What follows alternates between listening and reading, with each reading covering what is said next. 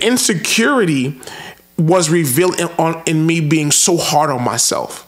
I could have done better. All I saw was the wrongs and not the rights. And it would come like I would need, it would show itself like, man, I didn't get more amens. I didn't get more good jobs. What's up, guys? Welcome to Faith Talk. Please don't forget to like and subscribe. Support this channel. I can't grow this without you. So recently I shared this with my church, and I wanted to come on here and share this with you and to go deeper into what I shared. So in my time with God, in my prayer time and fasting with God, God uses that time. He used that time to reveal so much. And the thing that I want you to understand, that when you spend time with God, it's not only for a prophetic word or for a message. If all you see is other people in your time with God, I don't think you're really spending time with God. Because the first thing that God does when you're in Him, when you're in His word, is that He reveals you to you. The word of God says that the scriptures, the Bible is a mirror, right? And a mirror shows you to yourself. It shows you how you look. So in my prayer time, I've made it a greater emphasis to allow God to show me myself and what I have to work on. Things I may not have known or have forgotten. Things that are hidden and I'm trying to ignore. These things God has been revealing to me, because I know until I deal with these demons, I can't go to a certain level. My growth will be limited. So I recently had a 21-day fast, and going into this fast, I had no prayer list, I had no journal. I just wanted God to fix me, right? Psalm 139 says, Lord, search me, search my heart.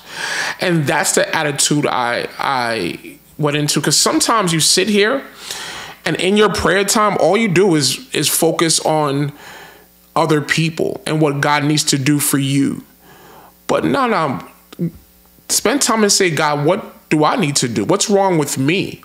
Maybe there's something in my personality. Maybe it's something that I have to deal with that's preventing me from growing and walking into that thing I keep praying about.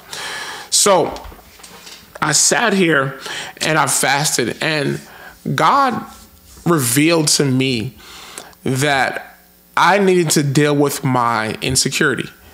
And I didn't realize I was insecure until God just showed certain things in me to reveal that this is a spirit that I need to deal with. That I was a pastor. I appeared very confident on the surface, but deep down inside, I had a level of insecurity. I had self-esteem issues that I had to deal with.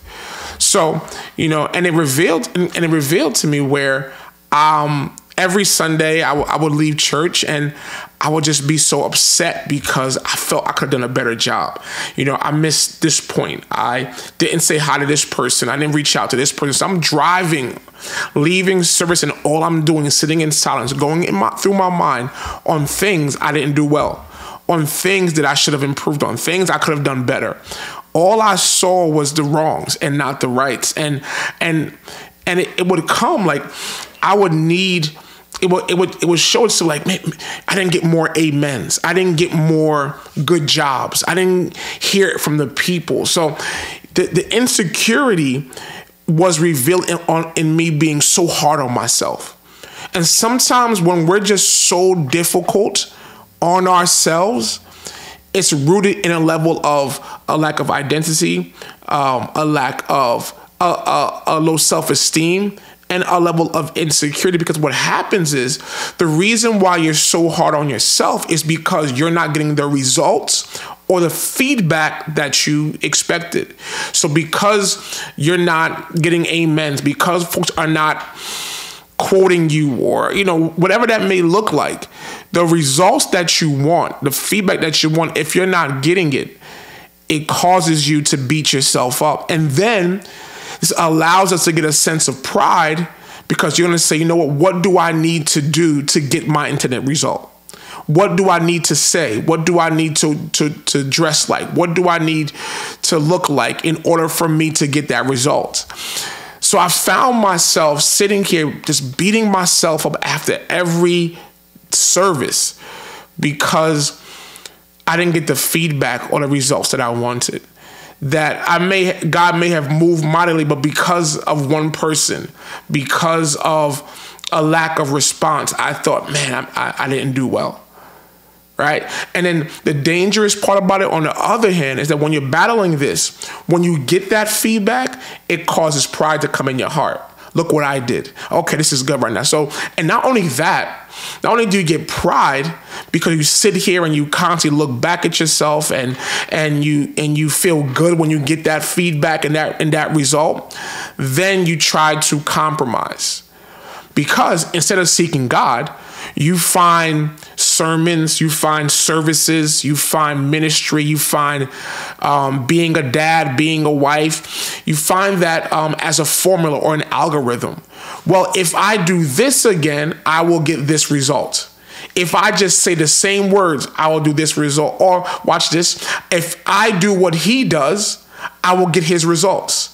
So if I use Mike Todd's sermon and his approach and his style, then maybe I will get the same fame and notoriety of Mike Todd, right? So a lot of this is dangerous because it can lead to pride. And instead of seeking God, I seek Mike Todd.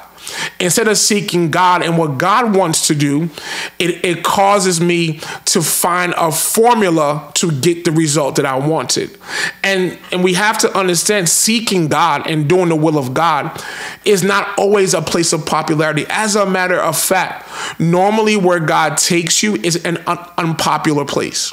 Normally where God takes you is a place where you're going to be by yourself. Look at the people, the Israelites, the book of Numbers, chapter 14 or so, where they got to the promised land. They sent out 12 spies to spy out the land. Only 2 came back with a good report. 10 said, you know what, this land is not good.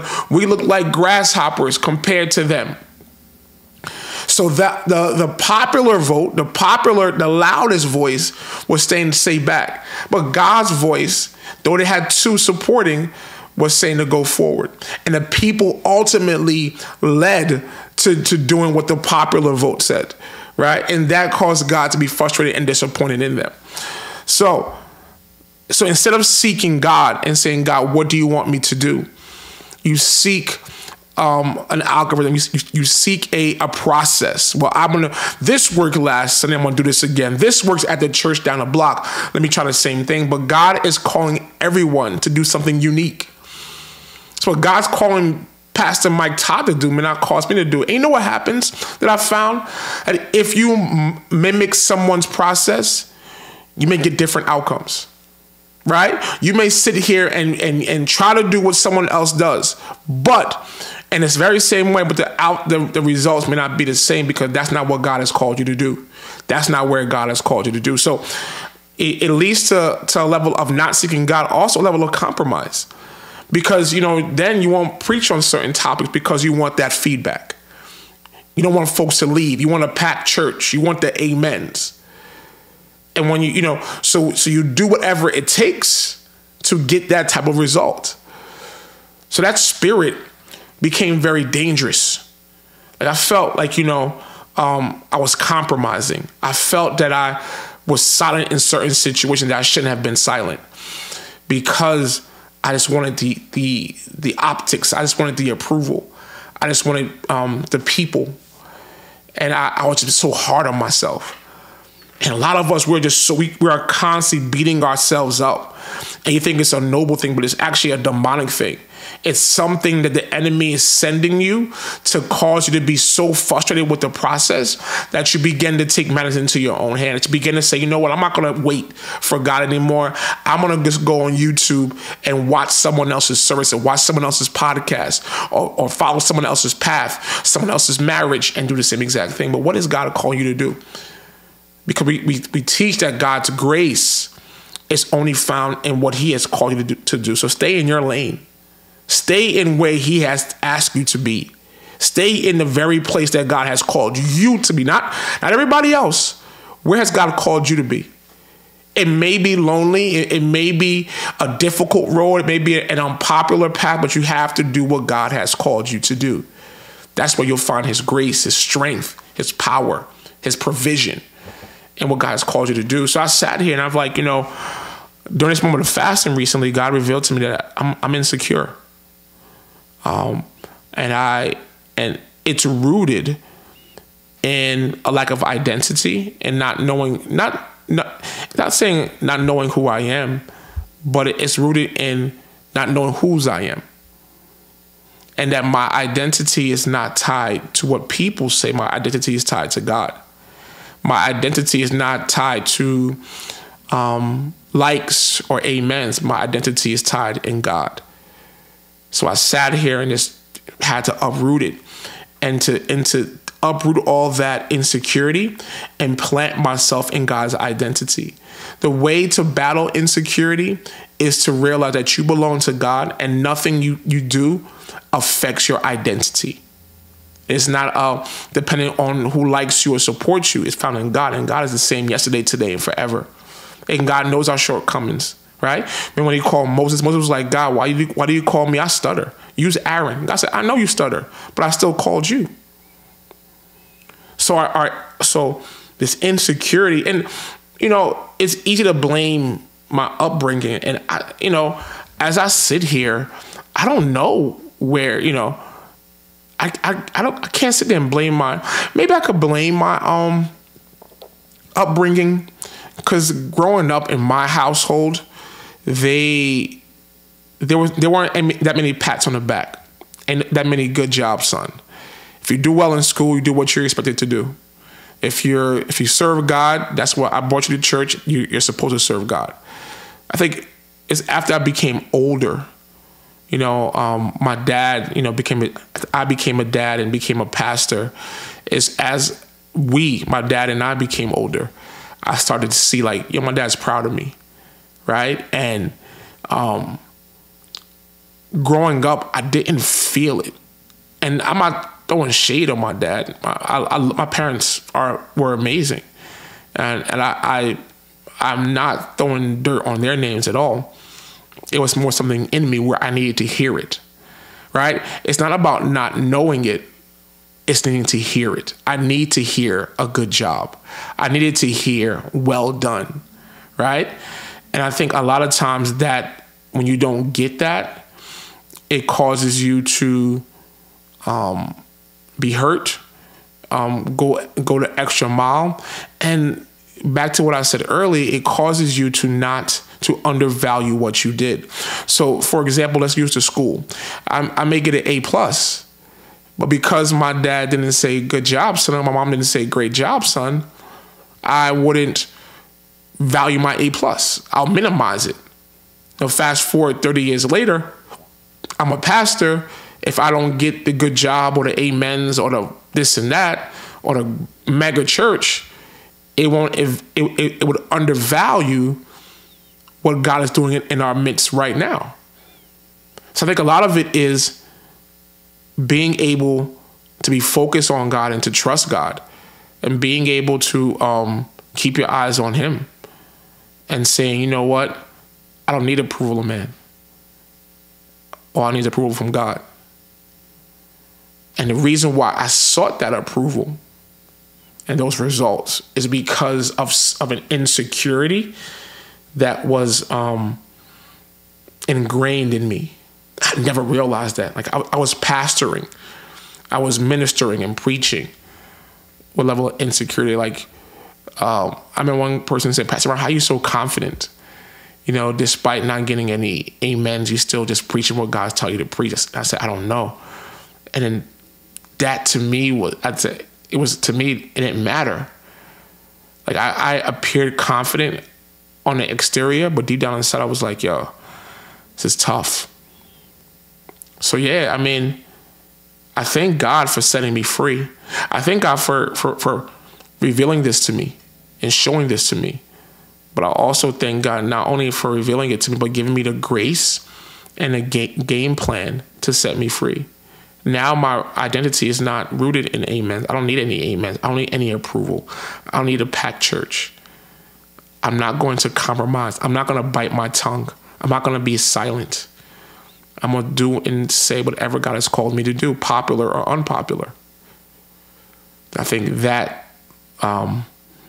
level of trust and identity in God and desire to please God has helped me leaps and bounds, has caused me, I feel God so much in my life and in my ministry and in my church. And you know what?